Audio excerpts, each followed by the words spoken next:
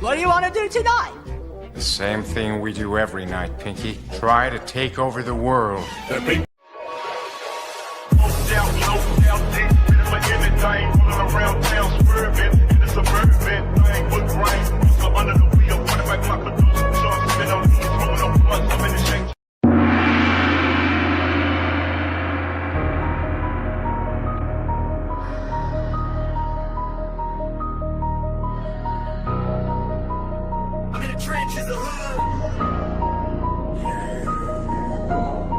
I'm in the trenches of hood, riding past, sparking J's, I feel good. You can catch me on the back roads, where I'm chilling in the Ville, banging hit while riding, displaying my verbal skills. Yes, to be the big league, knocking down big trees at the same time. Fresh sits, fully clean, cooling with my lady. We be low key when it's sunny, but we work out when it's shady. I reside in county with my peoples all around me. This is street, this is good, fellas. Music, I can show you how to do this. Yeah, y'all got it with the live, but me, I really be outside. I'm seeing vibe. I stay close around my tribe. I got the Phoenix on my hip and my twin be by my side. I'm so pinpoint on my aim. I'll target while I'm blind. If you really wanna see me, doors open, come inside. It's the lines, then watch your step, cause we deep within me. I take your vision, thought then bleed it through a pen. Yeah, let's get it, let's go. We all in this right here. Be the record, be the anthem that you gotta spin to the second eye.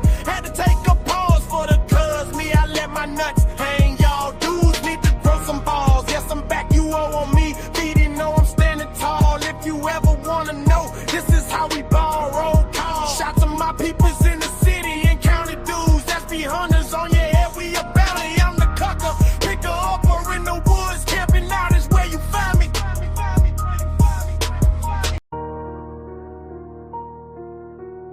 Man, wish me to die, so I keep my to the sky. But my eyes on the streets. I've been through valley of the shadows holding heat. Don't you dare think it's sweet. Lest we creeped in, jump all out. Mission done through all the nation, yeah, let's keep it hype, keep lit. I stay roaming pistol grip, let's take a trip, let's go dip. And see a world from the mind's cliff, I'm hanging on while doing spin things. While moving on, I'm still here, I'm still kicking, even when they count me out, I still got with them. We sparked the cool, we think the plan now, we taking over, and yes, it's over. I'm still clean, but not sober, been through the mud like a Range Rover. I still create, but I stay humble, just from above until my life is over.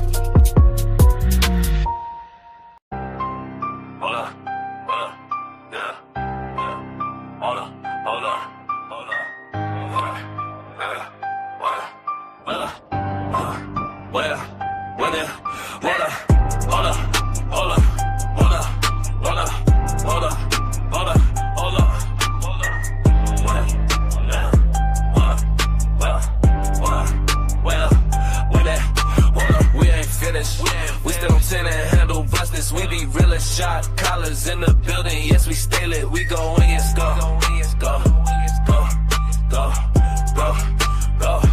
Hold up, with it. Let's just bring it back. We flown, yes. Rock and keep it going on the track, on the track, on the track.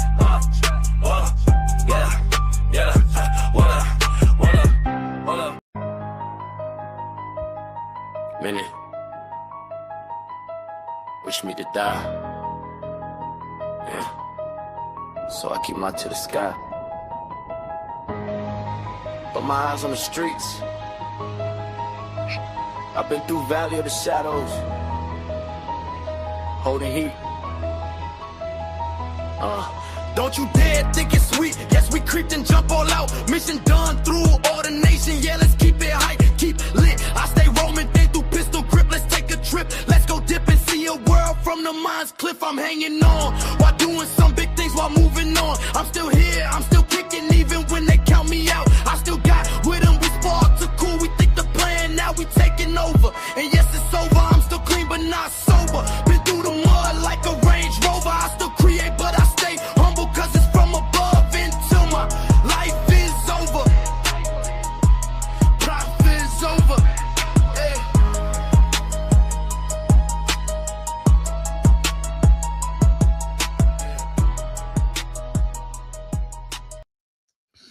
How y'all feeling? Respect. Welcome back to another episode of Smitty's Corner, aka Lighthouse _ 301. Let's get it.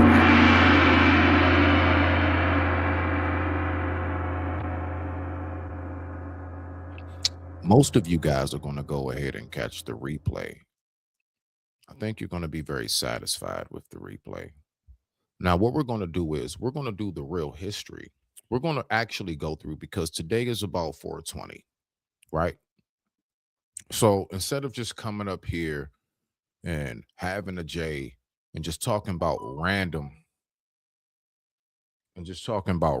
stuff, I figured, why not come up here and let's break down all of the things that we don't know about this wonderful plant that we all love to smoke, or at least should I say most of us. And with that being said, I digress. My mic is muted. The time right now is 10:15 p.m. East Coast Standard Time. Nancy, before you hit the theme song, would you be so kind as to pull that video up that I have? That's right. So what we're going to do, ladies and gentlemen, Nancy, are you there? She's there. Okay, cool. Thank you, Nancy. I appreciate it. So let's go ahead and pull up this video, right? Bow. We're going to get it kicked off. Listen, it's 420. Let's have some fun. You know the number one thing that also comes with 420? Food. That's right. Food comes into 420. So what better way to start this off than a munchie battle war? That's right. We're going to go inside the fridge and we're going to go ahead and have ourselves a real good time briefly. Then we're going to go ahead and educate ourselves and continue to have a good time. And with that being said, I digress. My mic is muted. I ain't even going to hold you. This right here is ketchup versus mustard.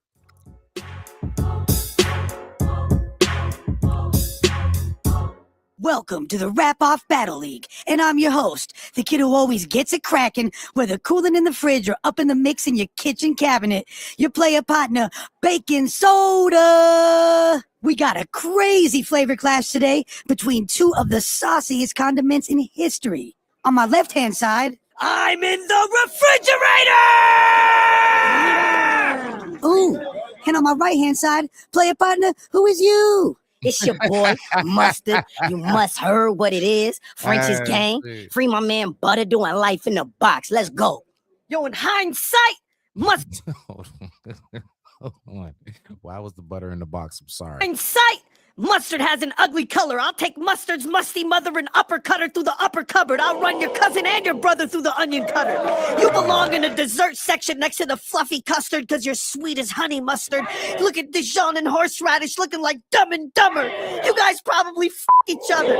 And since you run with butter, my toast will never jam like your buddy Smucker. Everybody, yo, get holes in your leather jacket. Get the ratchet. Some squirting if I see ketchup packet and rip his top open like a ketchup packet. You be with the french fries, tater tots. I be on sandwiches in the spread. Translation, you small potatoes, and I'm out here getting to the bread. Yo, that shit was fucking ass. Straight up mustard gas. Yo, I'm seeing tons of cash. Ask lettuce. I'm getting green like the Hulk. See, I'm a seasoned veteran in here. You seasoned with salt. Don't think that I won't swing. Even the eggs in here came to see you get yolked. So you better try to concentrate like orange juice. Why's that? Cause you about to get beat to a pulp. You used to be that guy. Now Sriracha the one. I try to coach catcher. Cause I got the sauce and these buns. Quit banging with Prego. Reppin' pasta. That'll get you shot in the slums. Hey, yo, tomato. Yes, sir. That's how you talk to your son. And there it is.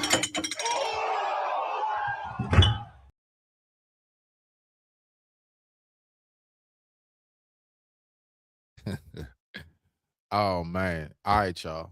Let's go ahead. Let's get to it. Let's go ahead and rock out. Let's do this bad boy, right? What I want to do is I want to rewind and make sure, was I being heard? Hold on one second. Yep. Okay. All right. We good to go. Y'all ready? So now what we're going to do is we're going to go ahead and get into the true history of 420. All right. So let's go ahead and do that. Nancy, if you would be so kind as to hit the theme music, please, for me. Thank you, Nancy. I appreciate it. All right, now. So let's go ahead and let's do this, people. Bow. Bow. All right, let's go ahead and get to it. You know, a lot of us will sit up here and we'll say, yeah, man, it's 420. It's 420. All right, cool. Cool. Do any of you all know the history of it? Do you know how it started? You know something? I didn't know how it started. So let's go ahead, and the first subject that we're going to do is, so we have, let me see real quick. Let me just go ahead and go down my list because I have everything right here printed out. So we have the roots of 420. Okay. All right. So let's start off with the roots of 420.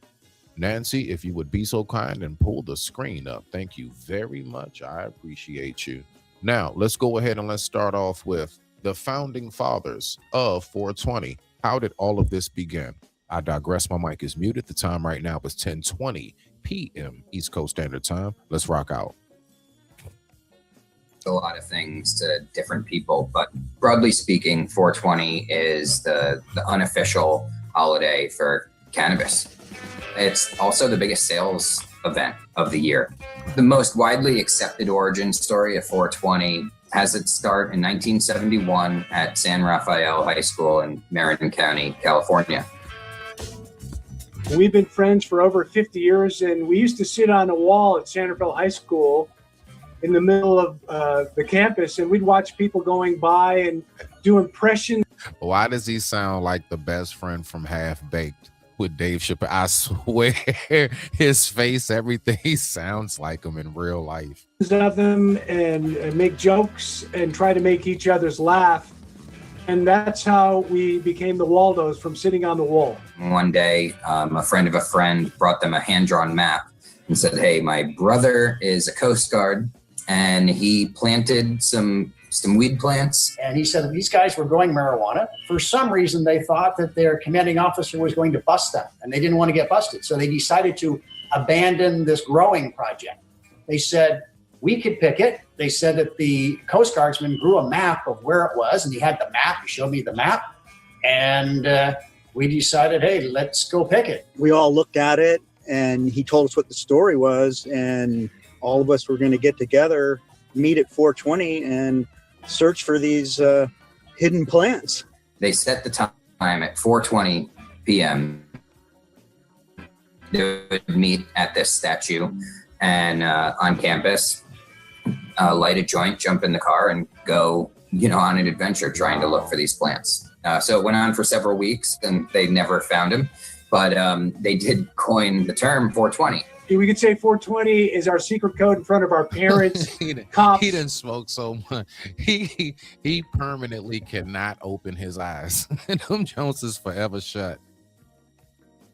Teachers, everybody. And nobody knew what it was, and it was our little private joke. And it spread to the wider circle of friends that we had. It spread to our younger brothers. It spread to their classmates. So it started going from class to class to class. It started going through generation. You go to college, and your college buddies, they pick it up, and they're from all over the United States. My brother Patrick was good friends with Phil Lesh, the bassist from the Grateful Dead, for 50 years. Now, Phil asked my brother Pat if he'd like to manage a couple of side bands while their Dead were taking some time off. So I worked with them, touring around California, doing shows, and I was backstage smoking with Phil Lesh and guys like David Crosby and Terry Haggerty and a host of other musicians. And Patrick, my brother, and I were spreading 420 backstage, and then it kind of filtered through the roadies and the people that were hanging out, and that spread throughout the Dead community. You know what's wild? Me, myself, I've always wondered, and now I'm not going to say all, most artists can get with where I'm coming from when I say this. It is something about just this uncanny connection between marijuana and creating with art. There are some people who would argue and say, nah, it dumbs your brain down. And listen, Some of the greatest pieces I've ever drawn and written, I was hired in Cootie Brown. A lot of these artists that we hear, a lot of these songs that were so profound, so smack on point with it, right? These people did that generally higher than Cootie Brown off of something. Now I'm just going to stick with the weed, the 420. A lot has been done when it comes to that. It's crazy. Let's keep on listening. Let's go. And after that, the entire world. You know, with the proliferation of state legalization, I feel like we forget that, like, in the 90s, marijuana was not okay. Really, the term 420 is a vestige of the past, like of drug suppression. I remember personally, I was one of those people where I have quite a few charges, and my charge was just simply, I just got caught with weed. That's it. Nothing else. I wasn't doing anything. It was like just a chance. It was just a by chance. I'm sitting at the park, I'm smoking or something. Officer pulls up. God dang it, I try to pull it out. He can smell it in the air. This is back, like he said, in the 90s when it was illegal, right? Even in the early 20s, even in the early 2000s, should I say.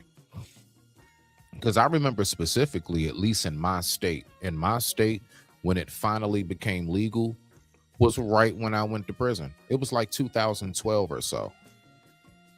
Marijuana we finally legalized it. And I'll say around the 2015 or so, we finally got dispensaries. Let's go ahead and go. You know, anti-drug PSAs. Perhaps the biggest irony of this whole cultural phenomenon is that what started as a joke between a couple of Stones teenagers has blossomed into the biggest sales event of the industry. This year, the legal cannabis industry, which is across 17 states for adult use and over 30 states for medical, is going to bring in $20 billion in sales. What's special this year is that it's the 50th. And you wonder why it's illegal? See, the thing is, it had nothing to do with it being illegal because it was such a horrible drug. They got prescribed medications that are worse. Don't get me started, right? We all know this if you're tapped in. The thing about it is that, listen to what they said, this is going to bring in billions. Now, mind you, that's just that day.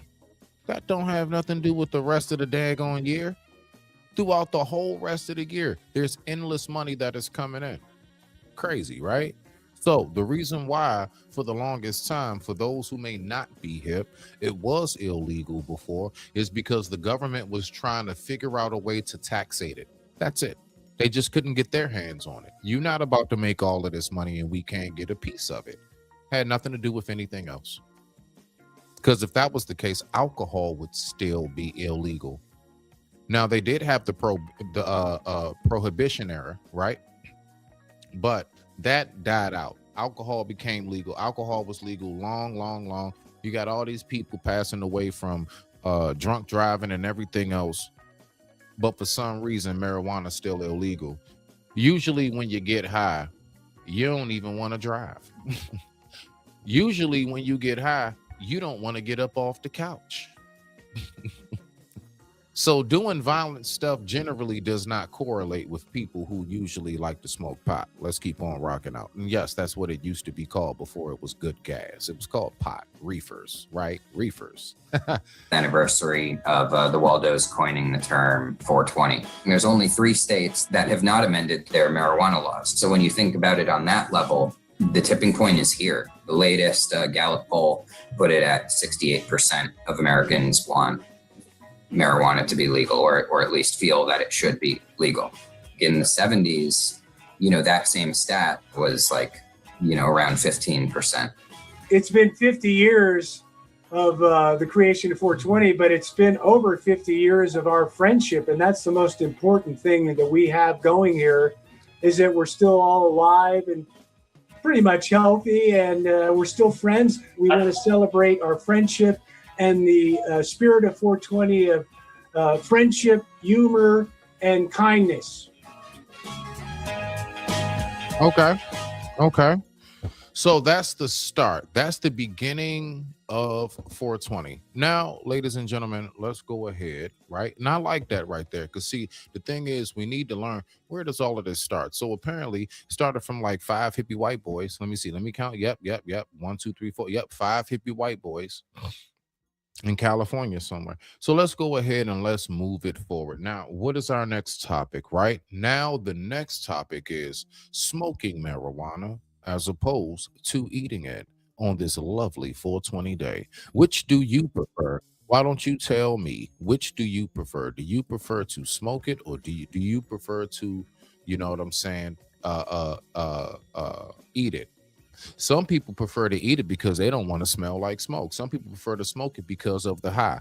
Now we're going to move to the next stage. Let's see, what is it like when you smoke it, right, as opposed to eat it? And with that being said, I digress. My mic is muted. The time right now is 10:30 p.m. East Coast Standard Time. I thank you all for taking the time to watch. Let's go ahead and have us an awesome 420. Let's really learn about this, right? Let's really see what 420 is about. Let's go. Versus eating it. We've all heard about those methods, but what exactly sets them apart? From how quickly they hit you to their effects on the body, there's a lot to unpack. As we delve deeper into the topic, it's important to understand that the way our bodies process cannabis can significantly alter our experiences with it. Definitely. Always keep in mind that it does hit people, and it varies from person to person. Now let's go ahead and listen to this. So from what it is that I've learned throughout my years of cannabis use is that when you eat it, it's a longer lasting effect. And when it finally hits you full effect, if you have enough that you've eaten, it's in full force. But it takes longer. It's like an acceleration. It doesn't come off the line like a stick shift. When you smoke it, that's when you feel it immediately. And they say typically the high does not last as long as one when you eat it and you consume it because it's in your bloodstream, right? Let's go ahead, rock out. Smoking and eating weed aren't just different in terms of consumption methods, they engage with our biology in distinct ways. Whether you're a seasoned smoker or just cannabis curious, knowing these differences is key to making informed choices about your consumption. First, meet Sarah. Sarah's in her late 20s and works as a graphic designer in a bustling city. She's always been open-minded and curious about different experiences, including the world of cannabis. Sarah's exposure to weed has primarily been through social gatherings and occasional use, but her experiences have been limited to smoking, usually sparking a joint or hitting a bong. Lately, she's been hearing a lot about edibles from her friends and a few online forums, so she's intrigued. Sarah's journey into exploring the differences between smoking and eating cannabis begins with a visit to a local dispensary. When Sarah visits the local dispensary for the first time, she's both excited and a bit overwhelmed. The dispensary, with its wide variety of products and knowledgeable staff, offers a welcoming atmosphere for both newcomers and experienced users. Sarah takes her time to talk with the bud tenders who are eager to educate her about the different strains, THC and CBD content, and the effects of various products. They emphasize the importance of starting with low doses, especially with the edibles, and suggest trying a few different strains to understand which works best for her needs. Determining the quality of the dispensary is easy for Sarah. The clean, well-organized space, clear labeling, and transparency about product sourcing and testing give her confidence in her choices.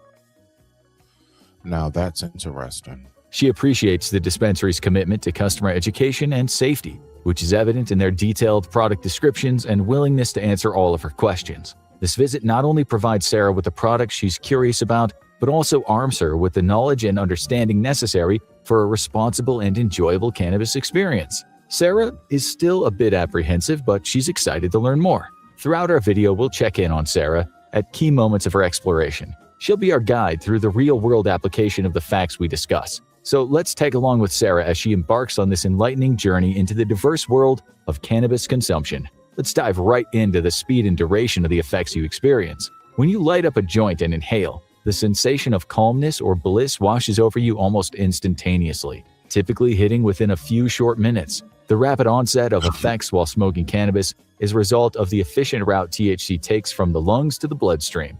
When you inhale cannabis smoke, the THC, tetrahydrocannabinol, the primary psychoactive compound in Tetrahydrocannabinol.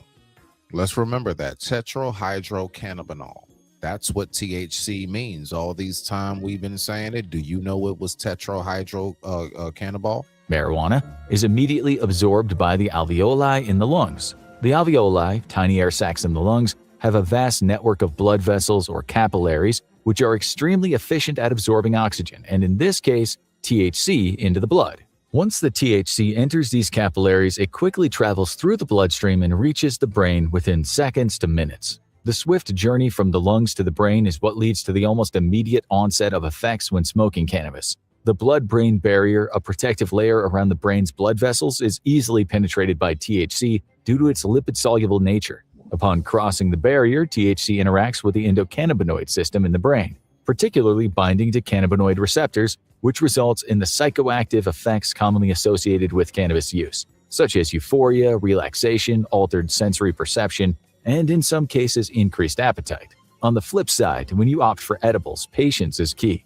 The journey from ingestion to feeling the effects is considerably longer, ranging from about 30 minutes to even a couple hours. This delay happens because the THC has to navigate through your entire digestive system, getting processed along the way before finally entering your bloodstream. But once the effects of edibles do start to surface, they come with a robust intensity and longevity that far surpasses smoking. Edibles are known for their sustained and powerful high, often lingering for several hours, providing a prolonged experience that can vary significantly in intensity and duration compared to smoking. In Sarah's first experiment, she decides to start with what she knows, smoking weed. She opts for a joint, as she's already familiar with the almost immediate effects that come with a few puffs. As she inhales, the THC travels directly to her bloodstream through her lungs, and within minutes, she feels the familiar wave of relaxation and euphoria. This quick onset of effects is typical of smoking cannabis, as several studies have shown. It's a direct route to the bloodstream, ensuring the effects are felt rapidly. However, Sarah is curious about how this contrasts with edibles. A week later, she tries a THC-infused brownie. Remembering advice from the dispensary, she starts with a small dose. Unlike smoking, she doesn't feel the effects immediately. It takes about an hour and a half before she starts noticing a change. That's a fact. It's a slower hit. You're going to eat it. You're going to think, oh, this don't work. Give it a while. Just give it a moment. Let it kick in. Delay caused by the THC needing to pass through her digestive system and then get metabolized in her liver. This slow onset is something many first-time edible users aren't prepared for, often leading to the common mistake of consuming too much. Yep, absolutely. You be eating way too much and you be thinking that because it ain't kicking in, it's not hitting how a J would. Yep, that is absolute facts. Keep on rocking out, Mr. Narrator. Too soon. What Sarah also notices is the difference in intensity. The high from edibles feels stronger and more body-oriented. This is due to the THC being converted to 11-hydroxy-THC in the liver, a metabolite that's more potent and has longer-lasting effects on the brain. And I knew all of this long before. I'm talking about years before I watched this video because, you know, I'm one of them. I came up around a bunch of like scientifical white boys when it came to like drugs. I know some white boys, man, who just know about growing stuff, how to make this right chemical for this. And yeah, I kind of have that background. So I learned a lot in my days being around them. Transformation is what often makes the experience of eating an edible more intense and prolonged compared to smoking. The duration of the high from edibles surprises Sarah. While the effects of smoking usually taper off after a couple hours, for her, the brownie keeps her in a prolonged state of relaxation and altered sensory perception for several hours. The difference in duration also impacts Sarah's day. After smoking, she's able to continue with her regular activities once the effects wear off. But with the edible, she finds herself needing to clear her schedule for the rest of the day, as the intensity and duration of the high are more than she anticipated. There are three main takeaways from Sarah's first edible experiment. One is to start low and go slow, the golden rule of edibles. Starting with a small dose, about 5 to 10 milligrams of THC, is key. Sarah now understands that the effects of edibles can sneak up on you, and overdoing it is easier than one might think. So she patiently waits for at least 2 hours to fully feel the effects before even considering taking more. This approach not only helps her avoid an uncomfortably intense high, but also allows her to understand how her body reacts to different dosages. Another key tip Sarah picks up is the importance of not consuming edibles on an empty stomach. Before indulging in her THC-infused treat, she makes sure to eat a balanced meal. She learns that having food in her stomach, especially healthy fats, can aid in the more gradual absorption of THC. Now, the thing about that is that some people look. Let me just tell you, like the vets of this don't want a full stomach because it's gonna dilute it. It's kind of like alcohol, but not really. I would say for alcohol, you definitely want to make sure you put some food on your stomach, especially if it's like a New Year's Eve type of thing you're going to be consuming in, or a birthday, what have you. You know, one of those activities you're going to be getting it in. Definitely consume food. On this one right here, just to let you know, yeah, food consumption is going to dilute the high. It's going to basically water it down.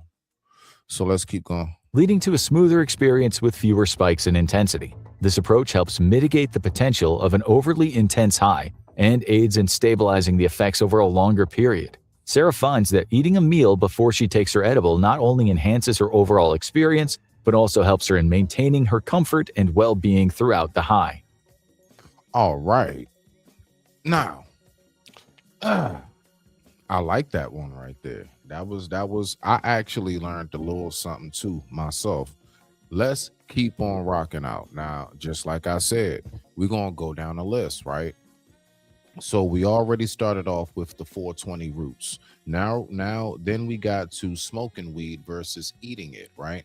So the next category that we have is the actual health benefits of marijuana. You know, because for a long time it was considered to be illegal because they just did not want to recognize what all of the health benefits were. So now let's go ahead and take time and look at that.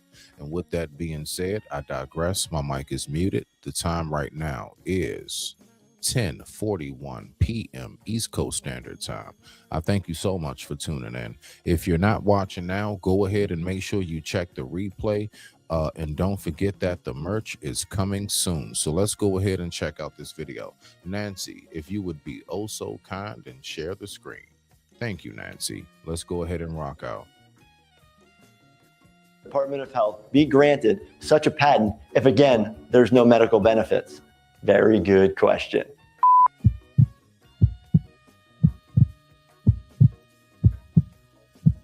Today, we're going to talk about the medical benefits of cannabis use. So what are the medical benefits? Why can't medical experts and researchers study it more? And did you know it was once legal? So many questions concerning this hot button issue, and I'm going to go over all of that, plus clear up some other myths about cannabis.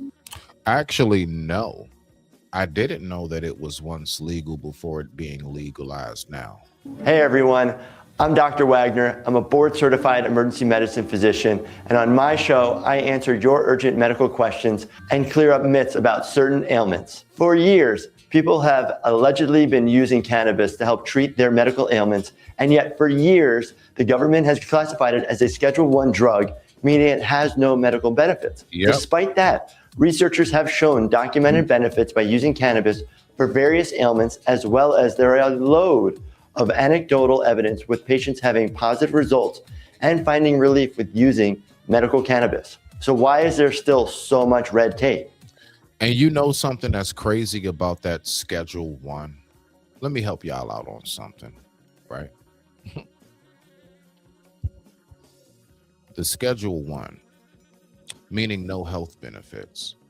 So that's why for the longest they say it was illegal. Well, the truth is, no, it's because they had to figure out a way to make money off of it. How can they get their hands on what you can grow no problem because it once had seeds? Notice nowadays when you go to dispensaries and stuff, there's no seeds in anything. Oh, they make sure of that. They don't want you to grow your own. They want you to get it from them. Just like it's no seeds inside of fruits and vegetables no more now, right? All right. When it was illegal, they were trying to figure out a way how possibly can we taxate it. Now, let's go ahead and let's listen a little bit further of what he was saying, right?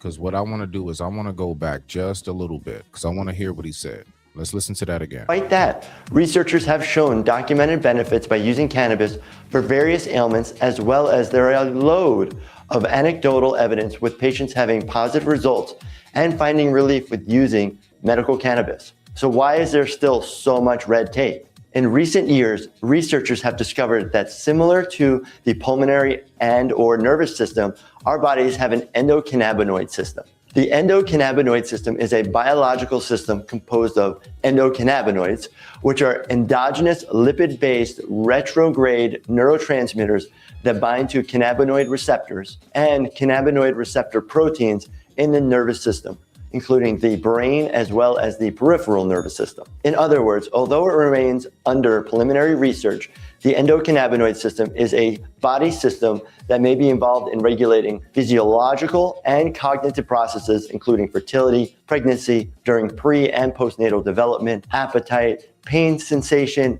mood, memory, and more. Not to mention, back in the day, there was an old saying that said, smoking weed kills your brain cells. No. This is a brain cell. It's floating around in your head. This is the smoke of weed coming to the brain cells. It doesn't kill them. It covers. Now, how you kill it is if you just continue, throughout the entire day. Yes, you can actually kill your brain cells. Yes, you can, if you want some Cheech and Chong's type stuff.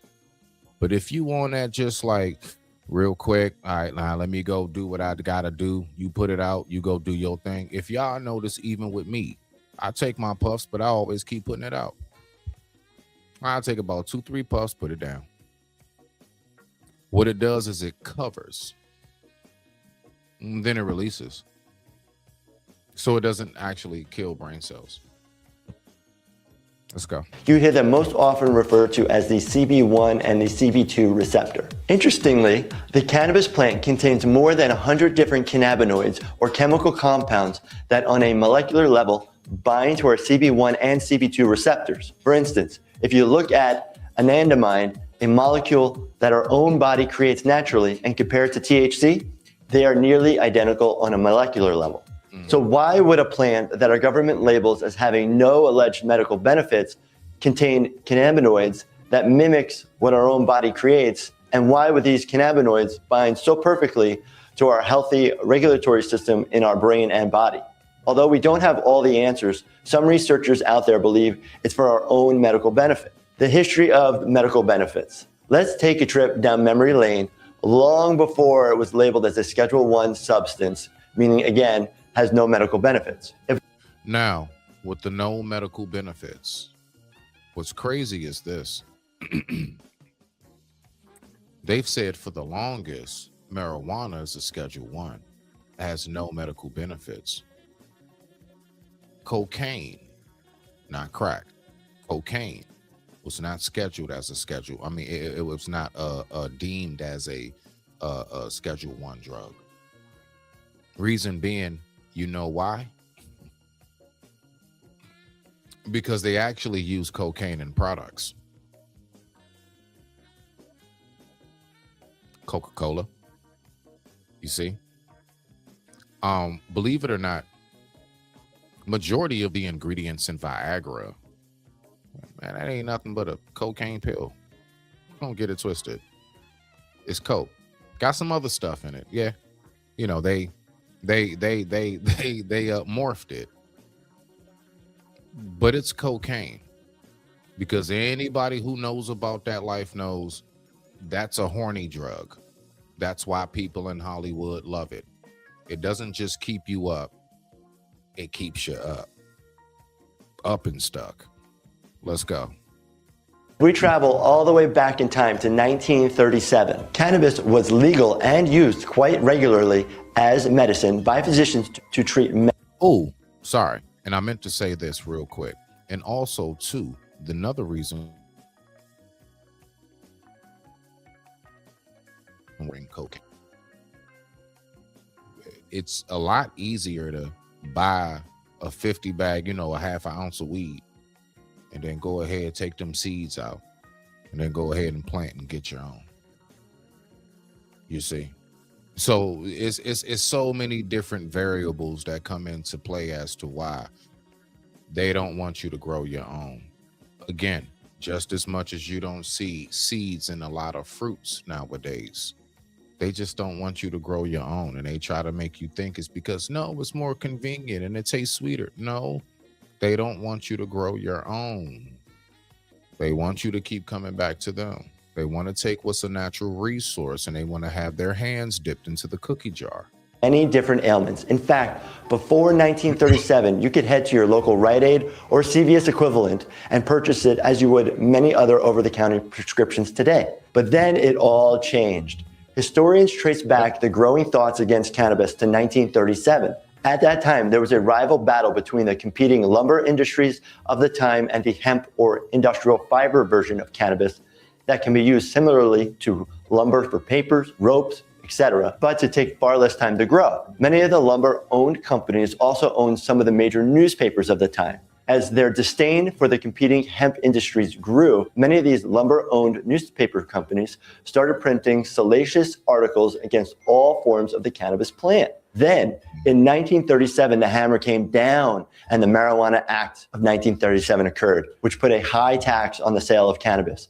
Some parties have argued that the aim of the tax was to reduce the size of the hemp industry. As time has gone on, more and more regulations have been placed on cannabis, and cannabis was officially outlawed for any use, medically included, with the passage of the 1970 Controlled Substance Act. But now, some 50 years later, more and more are we seeing laws becoming more lax on the use of cannabis, and is now once again legal for medicinal use in 33 states and legal for recreational use in 11 states. So why is it taking so? Wow. It's only 11 for, like, we one of them out here in Maryland that smoking weed's like smoking a cigarette now. The only thing is that, people still uphold, or at least we try to, like, some form of, like, police will tell you, like, if you at the park and there's kids, older people, families walking by, like, yo, can you take that somewhere else, take that in the house? But that's about it. It's like having a cigarette. Actually, you get in less trouble for weed than you do alcohol. Matter of fact, let me give you this other fact. Anything under 28 grams. Now, 28 grams is an ounce. Okay, that's a whole, what we call an onion. That's an onion. All right, anything under 28 grams. So now I don't know, they might have upped it. I'm just giving you what I know from when it hit. In DC, Washington, DC, if you get arrested, you get pulled out your car. They take you downtown. They take you to whatever district. We call them districts. Like you even 4D, 5, 3, whatever, you know what I'm saying? 6, Alabama Ave, whatever, right? So they take you to the station. When they take you to the station, say you got like 15 grams of weed on you. That's a little over a half an ounce. You got your car keys, you got your wallet, blah, blah, blah, your money on you. And mind you, the weed is not bagged up. That's another thing. Don't have it bagged up in individual baggies. They taking that. And they're going to take your money. But if you get locked up in, right now as we speak, if you get locked up in DC and they pull you out your car and you have weed on you under 28 grams, just basically under an ounce, you got your phone, your keys, everything, they're going to take you downtown. They're going to process you. Let's say you just get out that same night. Your peoples pay your bond or whatever. You see the magistrate, the commissioner, you get out. They give you back your phone, your weed, yes, and everything else, your wallet and everything else in DC. When you get locked up in DC, they give you your weed back when you get locked up. That's how free it is out here. You see, I don't know what state you in. So it does vary from state to state. So let's keep on listening. So long to get more research for medical use? Well, the long and short of it is, you can't really research something if the government says it has no medical benefits. They just don't give out funding for it. However, as more and more patients come up with their own anecdotal stories and research, and as drug companies in other countries start to work with it, you are slowly seeing things change. For instance, the US patent number 6630507, granted in 2013 to the US Department of Health and Human Services, covers the potential use of non-psychoactive cannabinoids to protect the brain from damage or degeneration caused by certain diseases. Things that make you go, why would the US Department of Health be granted such a patent if, again, there's no medical benefits? That's because they've always known that there have been medical benefits. That's never been the question. For the longest time, they've been given marijuana. They've been getting chronic to cancer patients after chemo. A lot of us know about this. If you're old enough, you know. They've been doing that.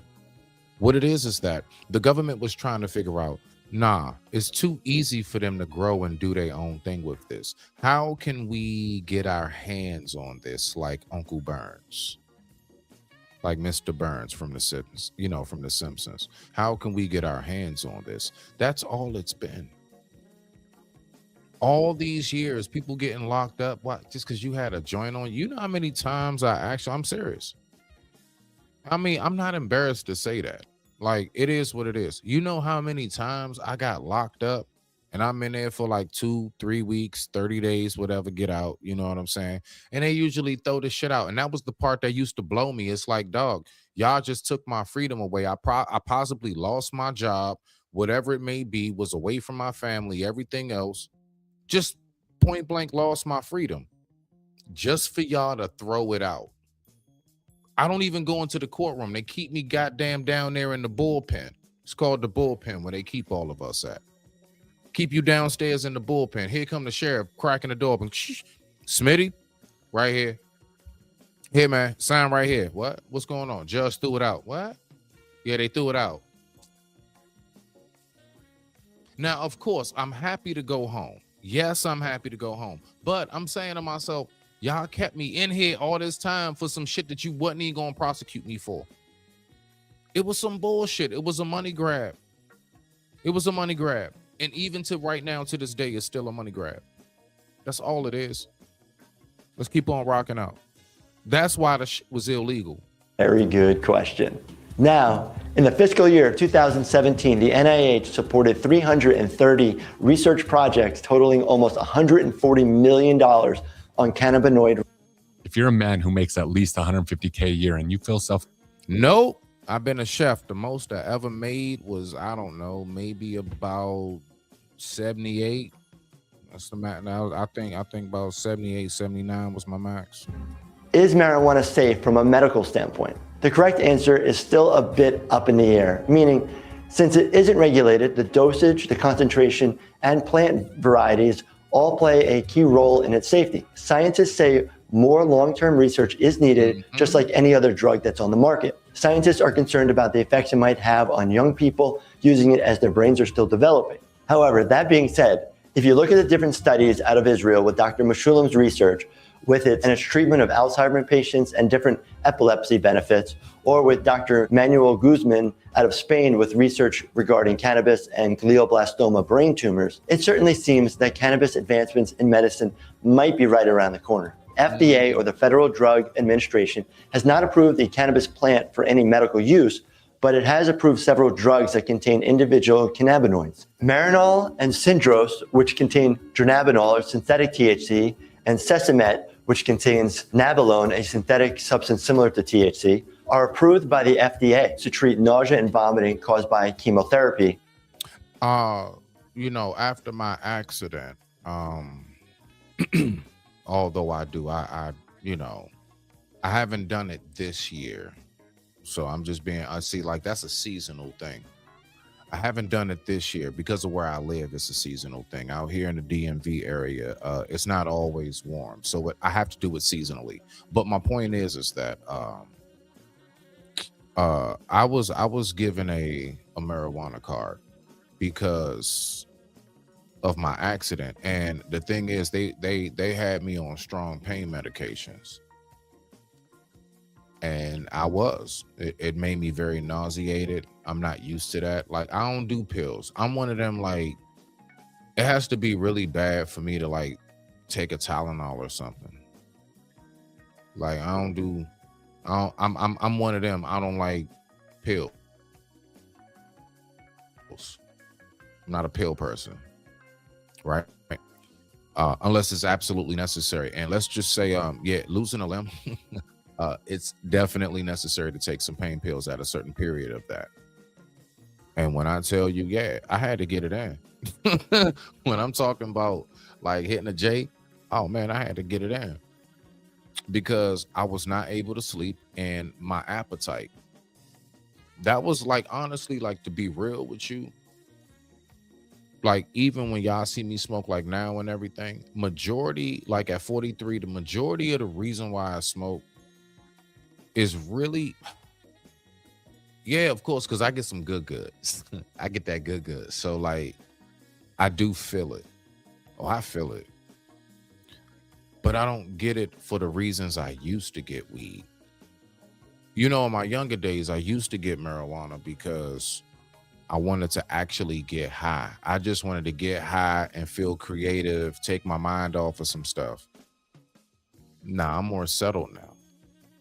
No, I actually take it just so I can honestly sleep because of like phantom pains and things. So I can sleep and eat. My appetite. I primarily like I'll go ahead and make sure I get it in. And like, I actually have it set to where like it's specific times of the day. Like, I'll go ahead, what we call wake and bake. I'll do a wake and bake. Reason being I do my wake and bake is because I've never been a breakfast person. If I do a wake and bake, then by the time I'm ready to eat, like that 11:30-ish going on noon, it's usually around then. You know what I'm saying? I'm hungry. I'm ready. You see what I'm saying? That went on ahead and opened my stomach up. And you know what's crazy? We're going to get into that topic as well. Trust me, we're going to go down a whole list of weed today, right? But that's definitely the piece I wanted to throw in there. And with that being said, I digress. My mic is muted. The time right now is 11:01 p.m. East Coast Standard Time. And I thank you all so much for tuning in. Let's finish out this video. Dronabinol is also used to treat the loss of appetite, weight loss in people with HIV/AIDS. Medical marijuana received a lot of attention a few years ago when parents said that a specific form of the drug helped control seizures in their children. The FDA recently approved Epidiolex, which is made from CBD, as a therapy for people with very severe or hard to treat seizures. Facts. I don't know if you guys remember, there was a very controversial story about a child who actually, I think because of the state they lived in, they were trying to advocate that giving the kid marijuana, because they were trying to take the kid from the mother, saying you're giving your child drugs, and she's saying no, like, I'm giving him this weed because, and he wasn't smoking it, of course he was like, ingesting it, some kind of edible, but he had it in his system. And when I guess somehow or another the state found out, they were trying to take the kid from the mother, and it was a big story about that. I actually remember that. And they were trying to take the kid because they said you gave your kid drug, and she said no. I mean, he suffers from epilepsy, and my child has seizures. That's absolutely. I actually heard a story about that. Let's keep on rocking out. In studies, some people have had dramatic drop in seizures after taking this medication. Some research suggests cannabinoids can also reduce anxiety, reduce inflammation and relieve pain, control nausea and vomiting caused by cancer chemotherapy, kill cancer cells and slow tumor growth, relax tight muscles in people with multiple sclerosis, stimulate appetite and improve weight gain in people with cancer and AIDS/HIV, Alzheimer's disease, Crohn's disease, epilepsy, glaucoma, mental health conditions like schizophrenia. Dang, I forgot about the glaucoma. You remember back in the day when, like, the only time, remember that?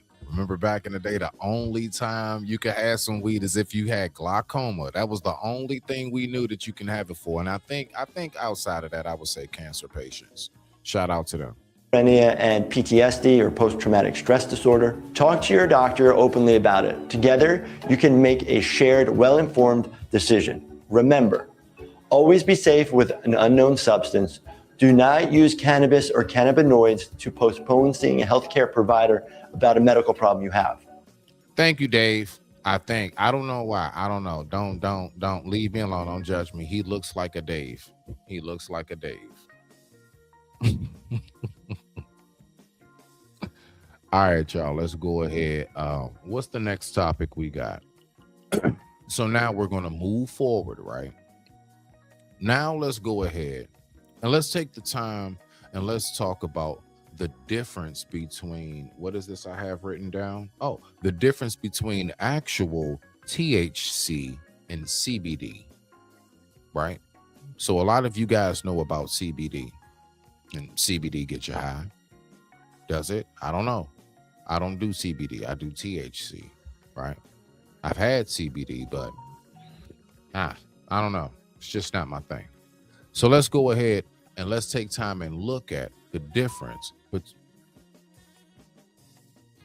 let's go ahead and take time and look at the difference between the two. All right.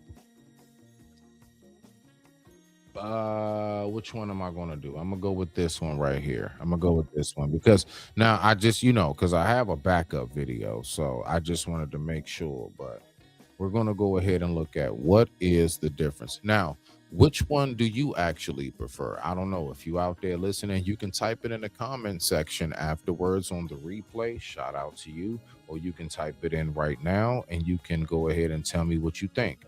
But which one do you prefer if you do consume between THC and CBD? But with that being said, I digress. My mic is muted.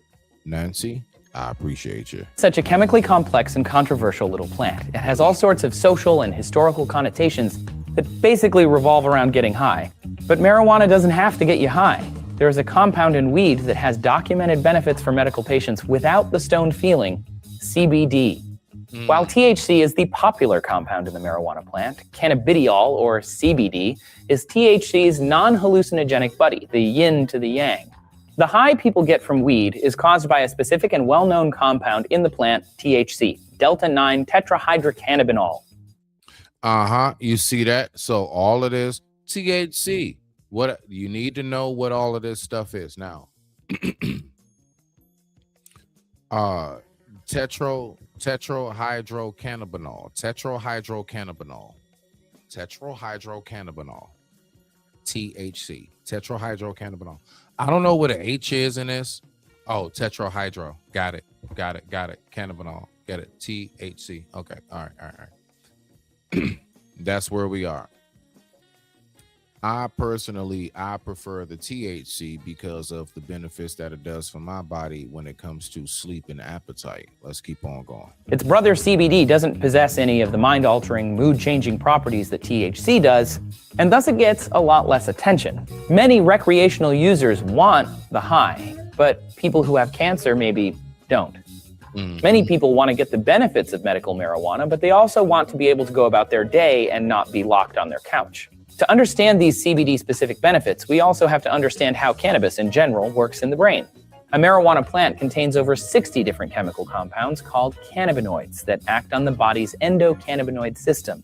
This system modulates all sorts of mind-body functions. For example, if you're in pain, it keeps your body from going haywire. This is called downregulation. It downregulates stress-related signals that lead to inflammation and pain. Absolutely. There have been a few times where, believe it or not, I sparked a J and it did assist. It didn't completely get rid of, but it did ease phantom pain. Yes, I went through phantom pain and, my leg get to jumping. Like, it's like a throb. It's a weird throb. It's like a throb / you hit your funny bone. It's like a combination of the two. And believe it or not, cannabis does actually soothe that. Let's keep going. Also works in your immune system and elsewhere in the body. There are two main receptors that these cannabinoids bind to, conveniently named CB1 and CB2. When a cannabinoid like THC hits the body, it acts on the CB1 receptor, and it affects memory, concentration, and coordination. It gets you high. When a cannabinoid like CBD hits the body, it doesn't act on CB receptors, but hits other pain receptors that affect pain perception, anxiety, inflammation, and so on. Thus, it doesn't get you high. THC and CBD both have similar chemical makeups, but different structures, which is why scientists suspect they act differently in the brain. So of all these promising applications, CBD is most famous for its potential to treat pediatric epilepsy, or more importantly, the seizures that are inherent to children with epilepsy. To put it simply, a seizure happens when the brain's electricity spikes and the brain circuitry freezes. One parent described their son's seizures like an overtaxed electrical grid.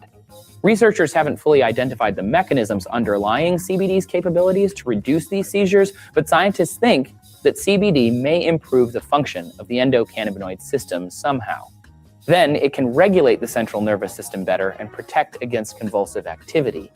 Evidence of CBD's benefits for pediatric epilepsy have thus far been largely anecdotal until now. A recent study published in the New England Journal of Medicine found that children with a complex form of epilepsy who took CBD saw a 23% greater reduction in convulsive seizures than those who were taking a placebo. Researchers used a double-blind, placebo-controlled trial for this, which is the gold standard for trials. It's a pretty big deal for the future of CBD as medicine. There's a lot we still need to figure out about CBD, but more research is hard to do. At the end of 2016, CBD was declared a Schedule I drug, in part because THC and CBD are in the same plant. The DEA says it's easier to keep track of CBD if it's regulated in this way. So basically, what's taking place is that two different chemicals are being extracted from the same source. And they've actually been able to differentiate how these two different chemical components actually work with the body. And because one is connected to the other because of the source in which it comes from, that's why they went on ahead and made it a Schedule I. Now that's crazy, but let's keep going. But after recent studies, we're starting to see medicinal benefits of CBD. And Schedule Iing a drug stymies research because scientists have to go through an incredible amount of bureaucratic hoop jumping to get access to it. At this point, scientists still have to prove that it's safe and well tolerated, with a set dosage and known list of side effects. Hopefully, the scientific process will continue to run its course, even with these limitations. Special thanks to our sponsor for this episode. All right.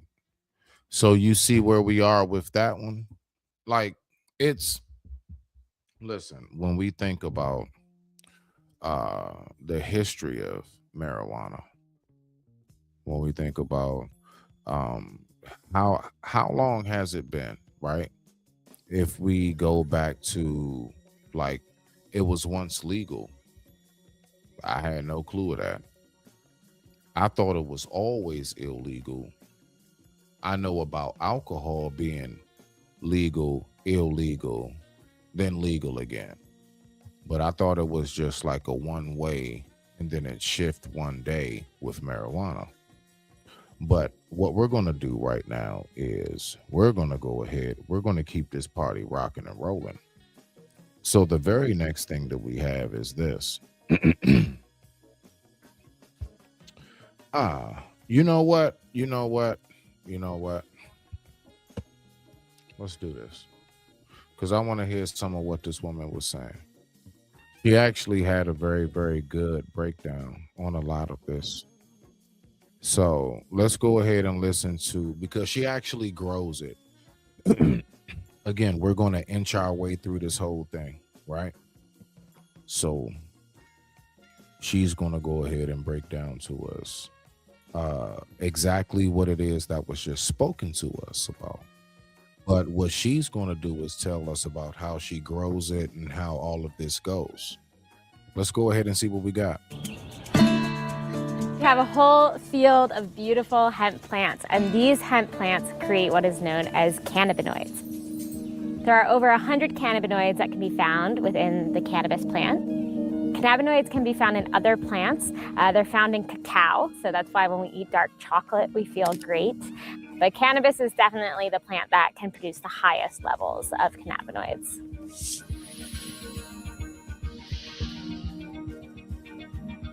There are cannabinoids that I'm sure you are familiar with, such as THC, CBD, and some lesser known ones like CBG and CBN. These are all acronyms. THC stands for tetrahydrocannabinol, CBD for cannabidiol, but these are all compounds that are found within the plants, and our bodies actually interact with these compounds.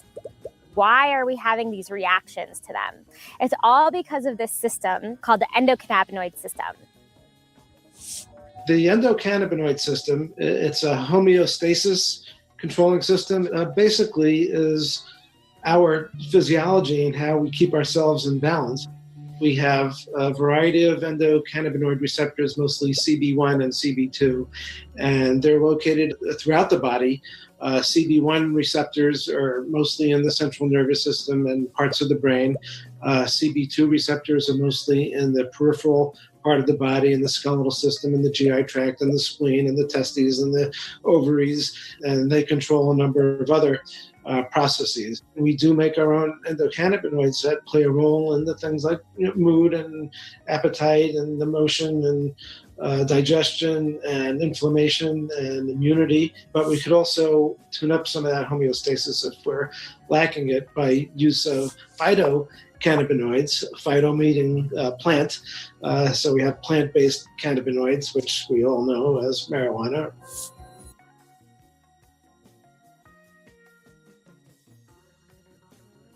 Oh, my bad. I just wanted to throw in that little slight extra piece of what all of that consists of.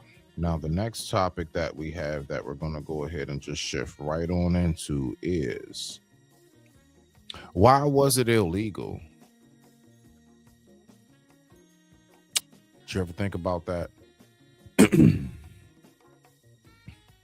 To anybody who's ever been, arrested for it, so on and so forth. Now let's go ahead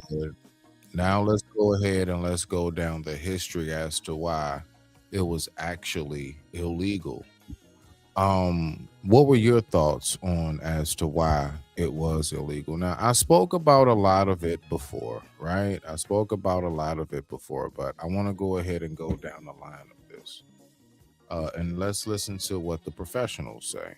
All right, and with that being said, I digress. My mic is muted. Let's rock. The marijuana revolution could very easily change the country, but there's a lot standing in the way. To understand why the status of pot is so contested, we need to trace the long, strange trip showing how cannabis became America's most controversial and lucrative plant. Marijuana in the United States go hand in hand. Our founding fathers, Thomas Jefferson, George Washington, and a number of others grew what was called Indian hemp. George Washington had over 100 hemp plants at Mount Vernon. The hemp grown by our first American presidents was an industrial cash crop, perfect for making strong fiber that could be used for rope, sails, clothing, even paper, but not for smoking. The plants that you use to make the rope and the fiber have low THC levels and they don't get people high. While some early Americans made a fortune cultivating cannabis for industrial use, others began making big profits selling it as medicine. Cannabis was a major ingredient in medicines that were recommended for use in insomnia, menstrual cramps, nausea, muscle spasms, depression. But it wasn't until the 20th century that pot gained momentum as a recreational drug in America. Essentially, it was this drug of the subculture. It was a drug that was popular among jazz musicians. It was a drug that was used by Mexican immigrants in the American Southwest. Those against the drug used pot's association with both groups to frighten mainstream America. The first thing that they did, which is very important, is that they changed the name to marijuana. They made it sound like a Spanish word so that people would start thinking about the Mexican migrant workers and the black jazz musicians who are smoking this plant and, oh, they're going to rape your white women and we have to make this illegal. The backlash grew during the Great Depression, and in the mid-1930s, states looked to the federal government to stop the drug from spreading. The first drug czar, a guy named Harry J. Anslinger, totally vilified marijuana. 95% of all addiction is caused by bad association.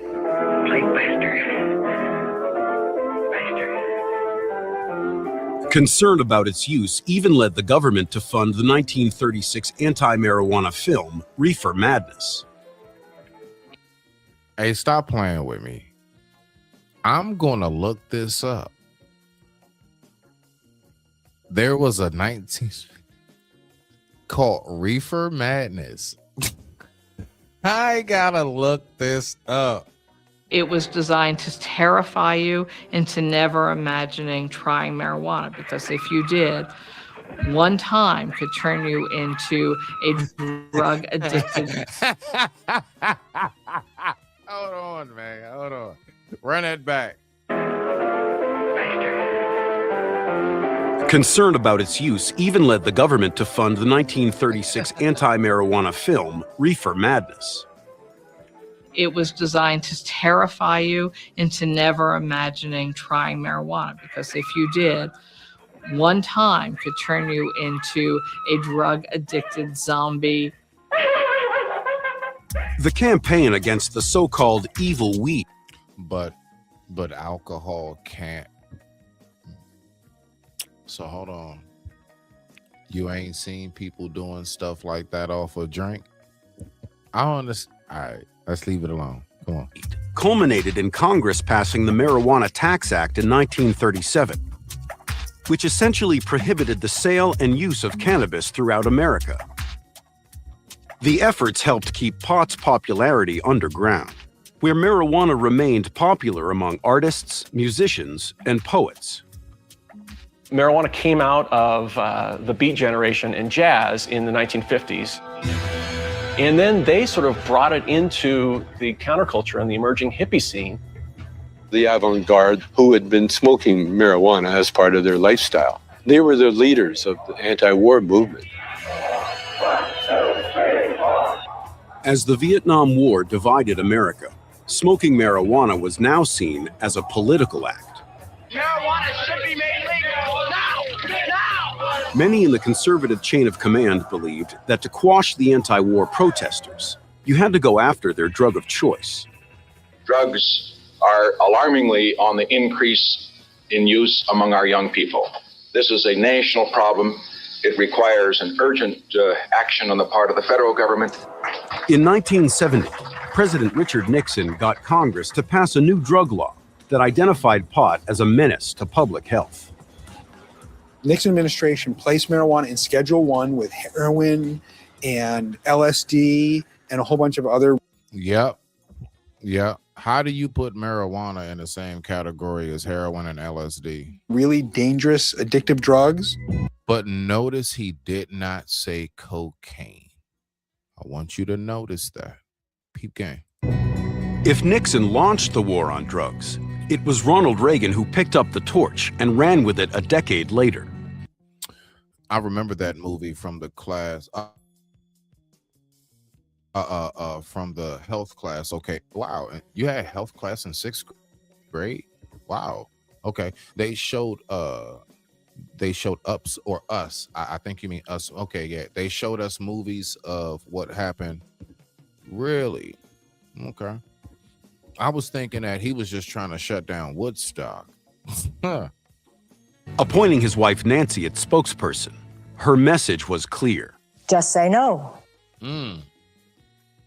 Just say no.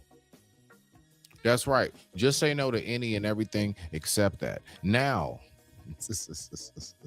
but let's be for real though, on some real talk. Like, we all know why they've been going so hard on that for the longest, right? But what I want to talk about, we get into it. Yeah, let's go ahead and do it. So right now, I got this. See that? You see that? I keep one of these. I got like 4 of these around the house. That's right. I got like 4 of these around the house. Hold on, let me put it up. I keep that. Okay. You see that? All right. Now we're going to get into why we're really here. It ain't really why we really here. Now I'm just messing around because I feel nice and high, and I feel good because I smoked it and I didn't eat it. Okay. Let's go ahead and talk about the next topic that we have. All right. Now, as we go down the line on this 420, I'm pretty sure at this point, if you haven't already gotten yourself something on your little stomach stump, right? We all know somehow or another weed brings about the munchies. Man, what is it about that? Let's go ahead and see what we got. Now, I ain't gonna lie. Old Mr. Miyagi on this bad boy had me rolling. Look, all I'm gonna say is when he got up and said, "I'm hungry," it's just the way he said it.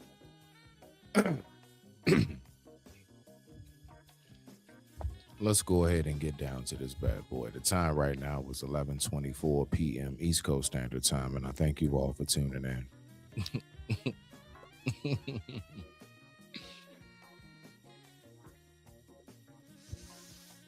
Let's keep on smoking good. Let's go ahead and look at what we got. Nancy, if you would be so kind as to give me a full screen and pull it up. Thank you, Nancy. Much respected. Everybody real quick, because she has been absolutely awesome and on point. Let's give it up for Nancy.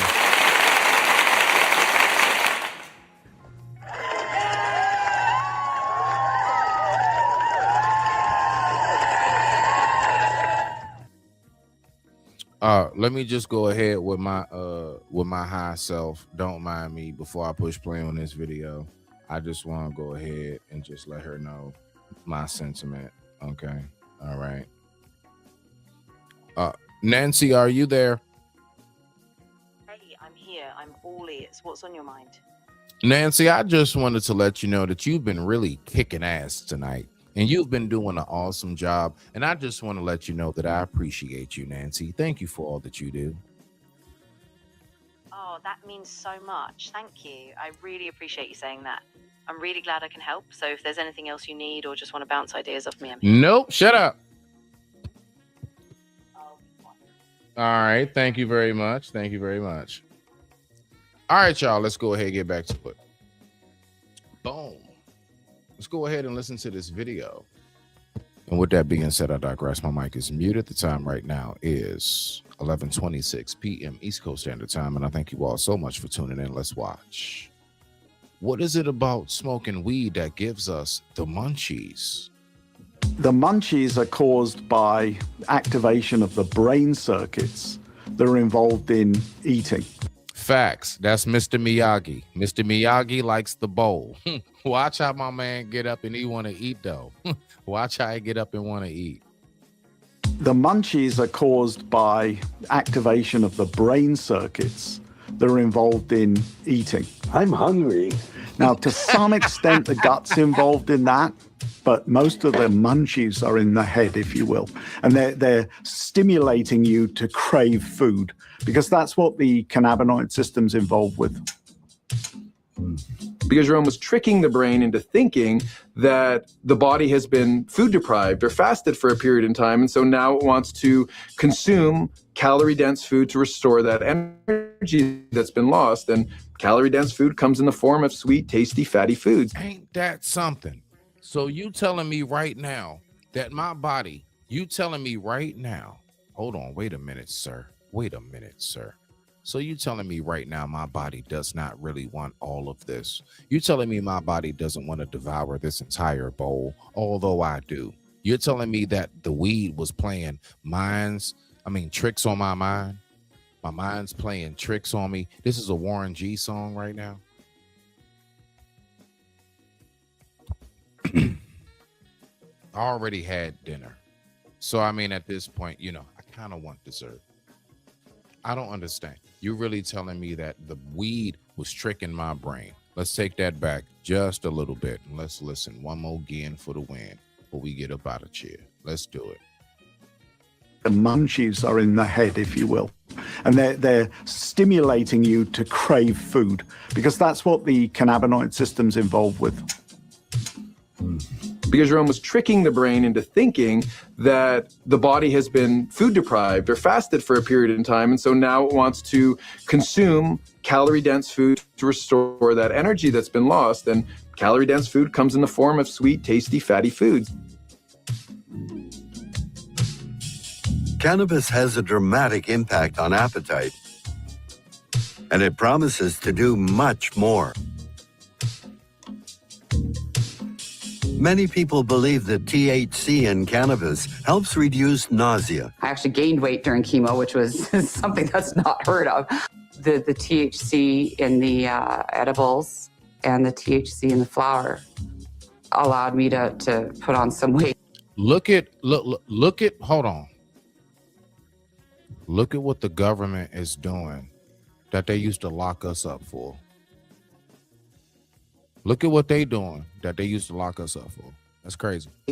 Cannabis is better than most of the currently used drugs at being anti-nauseating or an anti-nausea medication. I don't think, had I not had that, I would have been able to get...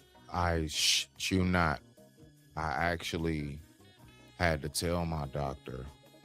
I actually did.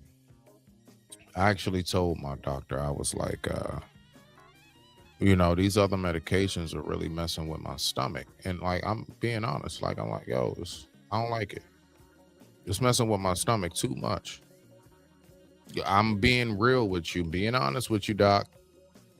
Because I'm used to the days of it's so taboo, right? It's so like, you just don't do that. I'm not used to like, it's very much so accepted.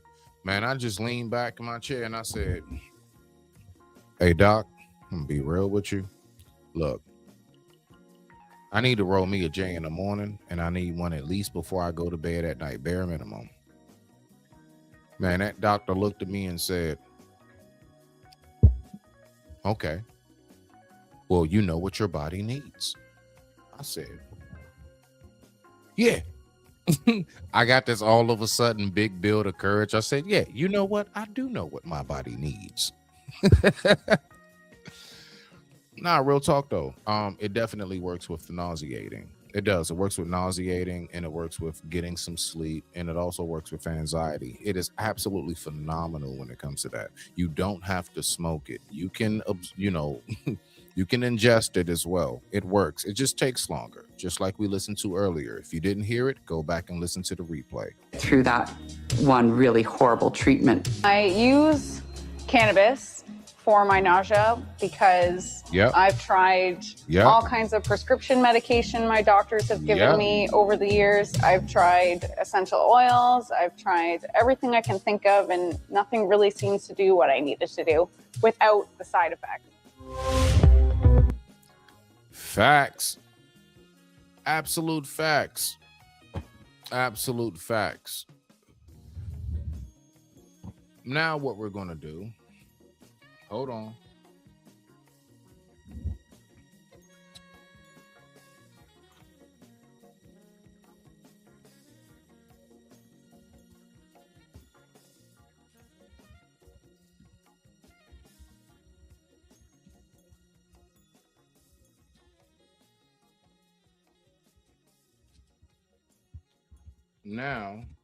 Now what we're going to do, now what we're going to do, we're going to recognize how serious it is when it comes to weed and when it comes to like truly, you know what I'm saying, how you actually know that it is for a lot of different ailments. All right, so let's go ahead and let's take a look at this real quizzic, you know what I'm saying, before we go ahead and have ourselves a good night. So let's go ahead and do it. Respect to the family. And with that being said, I digress. My mic is muted. It's 420, baby. Let's go ahead and keep it going. Customers from all over New York. No, not that too. We even stole a few from Samson. Oh, what's up, nigga? Come on in, man. Come on, weed, man. Thanks, baby. Get on. Feed it, Ogie. You're scaring. Yeah. Hey, so smoke a lot. What can I get you today, smoke a lot? Love weed. Let me get a pound of your Swedish chiba. Damn. Yes, some told me to bring a lot of weed, man. Oh, shit. Pound of my sweetest Chiba. Don't get no better than that. Smells in the bag, baby. That's gonna be $9,600, bro. See what I got here. That was the old school prices. Come on, man, hang out for a minute, smoke with me. I got weed, got my bong out. Come on, son. For you, man, I'll stay for a minute, but then I gotta be going. I understand. Man, Smoke a Lot opened up to me like I was Barbara Walters. It was ridiculous. He told me about his lawyer, He had sex with my mama. Why? his spirituality, God, if you listen in hell, his bad back, Doctor said I need a backiotomy. his love life. I'm impotent, man. Get away from me, bitch. I mean, talk about a guy with problems. Tough break. I can't take it too far. No wonder he smoked a pound a week. So now he had a famous clientele, and Green eyes gonna miss you. guess what else? Call me next week about weed. Wow. Yes, sir. And with that being said, I digress. My mic is muted. Much respect to the family. You all have yourself an awesome evening. Let's go ahead and rock out to these daggone tunes. Let's get it. Respect.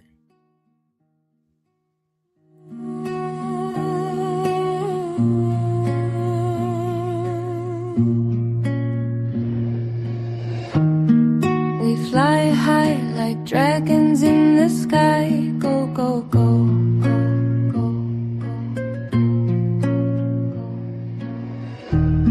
It's the main event.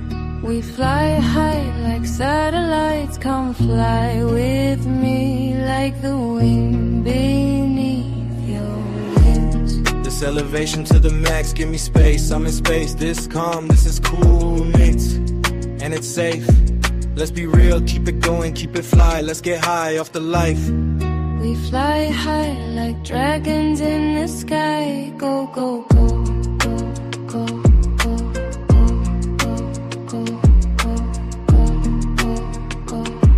We fly high like satellites. Come fly with me like the wind beneath your wing.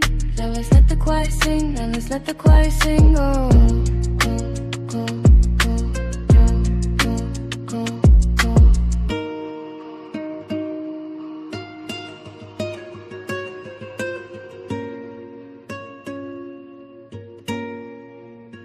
Now let's let the choir sing.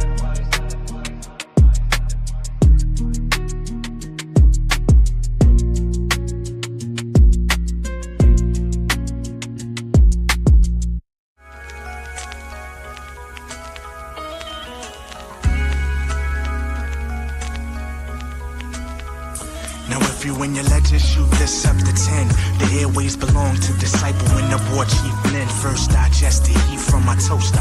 Blast, cotton can last on your block off the class. Yeah, digging on the Sheba, tapping on the Chiba, singing they want sunset, cotton you want nuts and the ass whipping, and feel it when it kick in. Never juggle satin, coolie coda can't blow. Coolie how is how I pump when the convincers in my clutch. Your murder one sung it then hush. Hollywood. In. How much notes are we raking in? The more we vision, you ain't fit for this division. So put the splits on it. Tell your Foxy put her lips on it. It's murder one when the stone's I'm on trying to it. tell you now, the copper here from the 3 o'clock and a something terrible that happen when you're full shatting. No counterfeit, never dug the sound of it low.